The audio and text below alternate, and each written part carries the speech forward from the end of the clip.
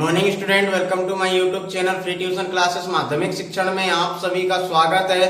आपको बता दूं, इस चैनल में आपको माध्यमिक शिक्षा मंडल और राज्य शिक्षा केंद्र द्वारा प्रसारित की गई एनसीईआरटी सिलेबस पर कक्षा 8वीं, कक्षा 9वीं एवं कक्षा 10वीं की गणित की बुकों का अध्ययन किया जाता है। आइए स्टूडेंट, हम आज की क्लास की ओर चलते हैं। आज की जो क्लास है वह क्या है? आज हम आपके लेकर के आए हैं कक्षा 9वीं की अध्याय 3 की प्रश्नावली 3.2।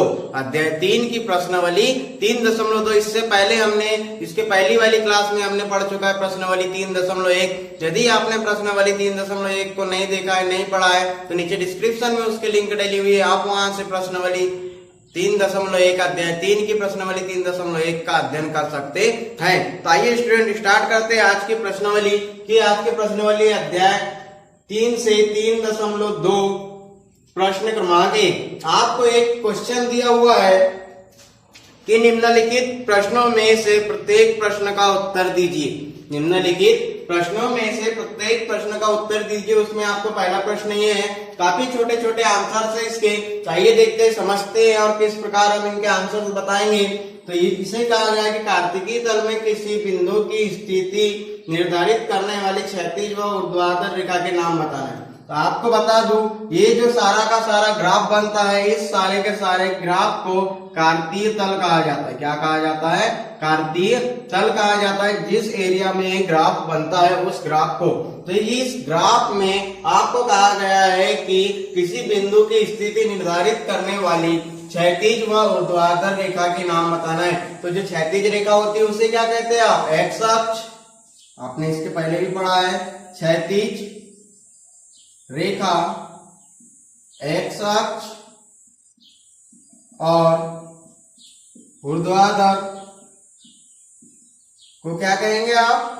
वाय अक्ष। क्या कहते हैं? वाय अक्ष। आप देख सकते हैं, ये ऊर्ध्वाधर रेखा इसे कहते हैं वाय अक्ष, और जो क्षैतिज रेखा होती है इसे क्या कहते हैं आप? एक्स अक्ष। ये आपने इसके पहली वाली प्रश्नावली में भी, जब आपने ज्यामिति समझा था, उसमें भी आपने इन सभी चीजों को देखा है। अब कहा गया है कि इन दो रेखाओं से बने तल के प्रत्येक भाग के नाम बताइए। इन दो रेखाओं से बने तल के प्रत्येक भाग का नाम बताना है। तो आप जानते हैं कि इन दो रेखाओं से किस तरह के तल बनते हैं। आपने देखा है, ये प्रथम चतुर्थांश, ये सेकेंड, ये थर्ड और ये फोर्थ। आपने देखा है कि इस तरह से 4 चतुर्थांश में किसी भी रेखा की स्थिति को दर्शाया जाता है, तो उसे क्या कहते हैं? चतुर्थांश।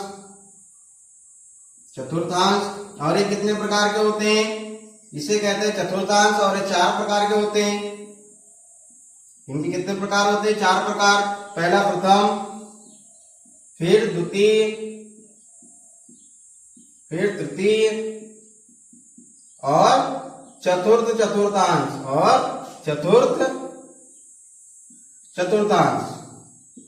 इस तरह से आप लिख सकते हैं इसका सेकंड क्वेश्चन का आंसर। अब कहा गया है कि उस बिंदु का नाम बताओ जहां ये दो रेखाएं एक दूसरे को प्रतिच्छेद करती है। तो आप देखेंगे कि एक अक्ष की रेखा यानी क्षैतिज रेखा और ये ऊर्ध्वाधर रेखा, ये कहाँ पे प्रतिच्छेद करती है एक दूसरे को? बिंदु O पर। कहाँ प्रतिच्छेद करती है? बिंदु O पर। और जहां ये प्रतिच्छेद करती है आप उसे क्या कहते हैं? मूल बिंदु। क्या कहते हैं? मूल बिंदु। और इसके जो निर्देशांक होते हैं वह क्या होते हैं? 0, 0। क्योंकि इस स्थिति में दोनों ही अक्ष के निर्देशांक क्या होते हैं?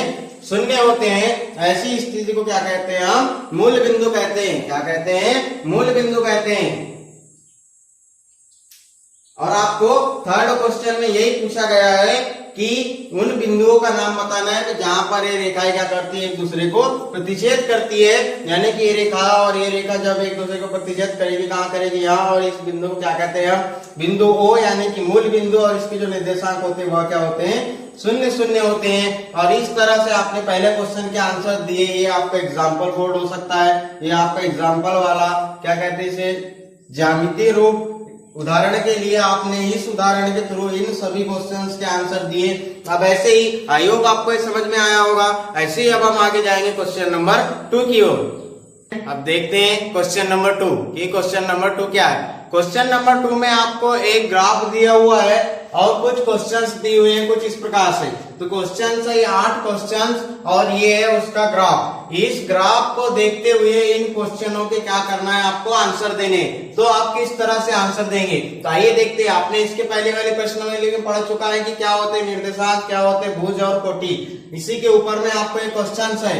इसी तरह के क्वेश्चन आपको 4 अंक में पूछे जा सकते हैं इस अध्याय से। तो आइए देखते हैं इसका पहला क्वेश्चन। पहला क्वेश्चन क्या है, बी के निर्देशांक, बिंदु बी है यह, बिंदु बी कहाँ है, ये है। अब यहाँ पर देखेंगे, सबसे पहले लिखते हैं एक्स अक्ष का निर्देशांक क्या है -5 और वाई अक्ष का क्या है -2, -5 और ये कितना है -2।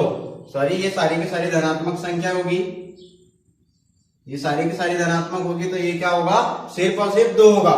तो बी, अब बिंदु बी के जो निर्देशांक होंगे वह क्या होंगे 5 और ये क्या होंगे 2। बिंदु बी के निर्देशांक 5 और 2 होंगे। वैसे ही सेम कंडीशन में आपको बताना है बिंदु सी के। तो देखिए बिंदु सी कहाँ है, बिंदु सी है यहाँ पर। तो इसके सबसे पहले एक्स अक्ष में 5, वाई अक्ष में -5, यानी कि इसके जो निर्देशांक होंगे वह क्या होंगे 5 -5, क्या होंगे 5 -5 होंगे। ऐसे ही आपको बताना है कि निर्देशांक 3 और 5 द्वारा पहचाना गया बिंदु कौन सा है।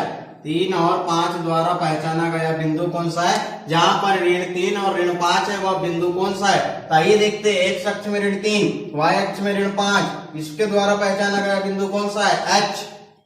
तो ये आ गया एच इसका आंसर। ऐसे ही निर्देशांक 2 ऋण 4, एक्स अक्ष में 2, वाई अक्ष में ऋण 4, यानी क्या है जी है। इसी प्रकार आपको डी का भुज यानी कि एक्स अक्ष और कोटि यानी कि वाई अक्ष। बिंदु डी आप देख पा रहे होंगे कुछ इस स्थिति में, इसका एक्स अक्ष क्या है 6 है, यानी कि इसका भुज क्या होगा 6 होगा। और एच की कोटि, एच है ये बिंदु एच, इसकी आपको कोटि बताना है, यानी कि आपने भुज क्या देखा एक्स अक्ष, तो कोटि क्या होगी वाई अक्ष यानी कि -3। ये कितनी हो जाएगी -3। अब ऐसे ही हम आगे देखेंगे एल के निर्देशांक। बिंदु एल कहां पर है, यहाँ पर है। इसके निर्देशांक क्या होंगे, वाई अक्ष में है 5, तो आप इस तरह से लिखेंगे 5 सबसे पीछे, यानी कि वाई अक्ष की ओर। और देखेंगे एक्स अक्ष में कहां पर है 0 में, यानी कि इसके जो निर्देशांक होंगे वह क्या होंगे 0 और 5 होंगे। ऐसे ही एम बिंदु एम के निर्देशांक आप देख रहे होंगे, एक्स अक्ष में है -3 और वाई अक्ष में क्या होगा 0 होगा, कहीं नहीं है मतलब ये क्या होगा 0 होगा। तो इस तरह से आप देख सकते हैं क्वेश्चन नंबर 2 के आंसर्स। तो आपने देखा कि किस तरह से आपने आकृति के थ्रू क्वेश्चन नंबर 2 के आंसर्स दिए। इसी प्रकार स्टूडेंट आप समझ चुके होंगे कि क्या होते हैं भुज, कोटि, निर्देशांक, अक्ष और आकृतियां।